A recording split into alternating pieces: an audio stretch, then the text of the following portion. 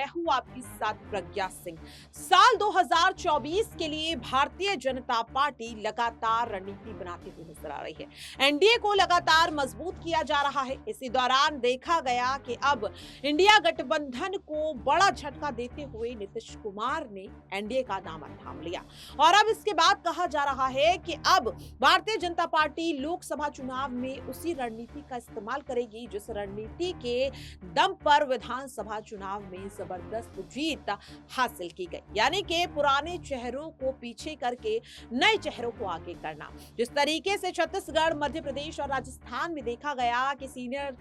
नेताओं को कहीं ना कहीं साइडलाइन किया गया और नए चेहरों को आगे किया गया और ये रणनीति काम भी आई और अब कहा जा रहा है कि ऐसा ही कुछ अब होता हुआ नजर आएगा लोकसभा चुनाव में। दरअसल आपको बता दें कि कहा जा रहा है कि इस बार बीजेपी लोकसभा चुनाव में एक एक टिकट काफी सोच समझकर और विचार विमर्श करने के बाद देती हुई नजर आएगी और अब यह भी कहा जा रहा है कि कई ऐसे दिग्गज नेता भारतीय जनता पार्टी के जिनका नाम अब लोकसभा चुनाव से कटता हुआ नजर आ सकता है। अगर बात उत्तर प्रदेश की जाए तो कई नामों को लेकर चर्चा जोरों शोरों से हो रही है, जिसमें महत्वपूर्ण तौर पर अगर देखा जाए जो सबसे ज्यादा जिनके नाम सामने आ रहे हैं वो है भारतीय जनता पार्टी के दिग्गज सांसद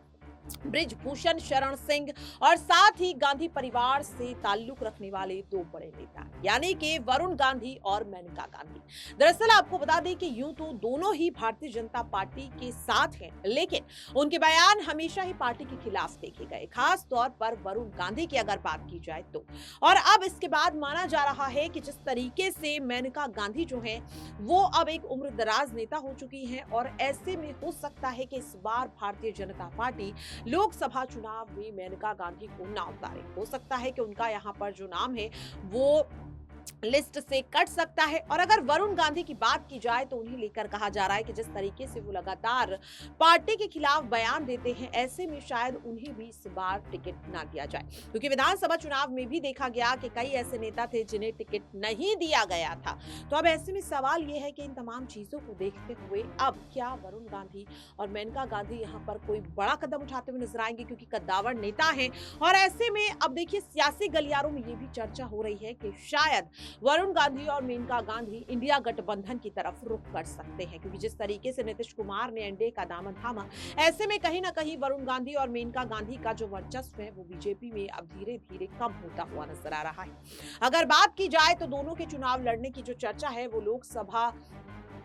चुनाव को लेकर लगातार होती हुई नजर आ रही है और जिस तरीके से बार बार नेताओं का हेर फेर कहीं ना कहीं होता हुआ नजर आ रहा है, तो क्या वाकई में इन तमाम कयासों में अगर सच्चाई है तो क्या लोकसभा चुनाव से पहले ये बड़ा फेरबदल होता हुआ देखा जा सकता है? वरुण गांधी और मेनका गांधी क्या इंडिया गठबंधन में अब शामिल होते हुए नजर आ सकते हैं? और लगातार कांग्रेस भी यहाँ पर कोशिश कर रही है भारतीय जनता पार्टी में सेंधमारी करने की, क्योंकि जिस तरीके से मध्य प्रदेश में लगातार शिवराज सिंह चौहान का समर्थन करती हुई कांग्रेस नजर आ रही है, छत्तीसगढ़ में भी ऐसा ही देखने के लिए मिल रहा है और राजस्थान में भी अशोक गहलोत लगातार वसुंधरा राजे को लेकर इस तरीके के बयान देते हुए नजर आ रहे हैं। तो क्या अगर इन तमाम चीजों को देखा जाए तो क्या यहां पर अब उम्मीद की जा सकती है कि वरुण गांधी और मेनका गांधी इंडिया गठबंधन के साथ साथ अब गांधी परिवार में भी वापसी करते हुए नजर आए? इस पूरे रिपोर्ट को लेकर आपकी क्या राय है, कमेंट बॉक्स में आप शेयर कर सकते हैं। फिलहाल के लिए मुझे दीजिए इजाजत, नमस्कार।